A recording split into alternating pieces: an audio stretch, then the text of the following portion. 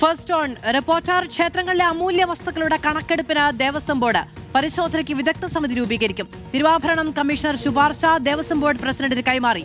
രത്നക്കല്ലുകൾ, സ്വർണം, വെള്ളി, പൗരാണിക ആഭരണങ്ങൾ ഉൾപ്പെടെ മൂല്യനിർണ്ണയം നടത്തും. സ്ട്രോങ് റൂമുകളിൽ സുരക്ഷാ ഓഡിറ്റ് നടത്തും. ക്ഷേത്രങ്ങളിലെ രത്നം, സ്വർണം ഉൾപ്പെടെയുള്ള അമൂല്യ വസ്തുക്കളുടെ സമഗ്രമായ പരിശോധനയ്ക്കും മൂല്യനിർണ്ണയത്തിനുമാണ് വിദഗ്ധ സമിതി.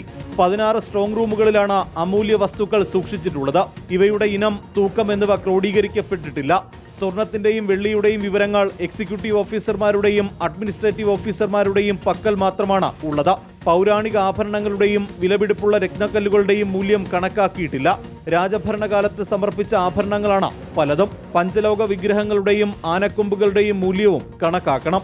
ഇതിന് വിദഗ്ധരുടെ സേവനം ആവശ്യമാണ്. ശ്രീപത്മനാഭസ്വാമി ക്ഷേത്രത്തിലെ നിലവറ തിട്ടപ്പെടുത്തിയ മാതൃകയിൽ അമൂല്യ വസ്തുക്കൾ തിട്ടപ്പെടുത്തും. മൂല്യനിർണ്ണയത്തിന് ശേഷം വിവരങ്ങൾ ഡിജിറ്റലൈസ് ചെയ്യും.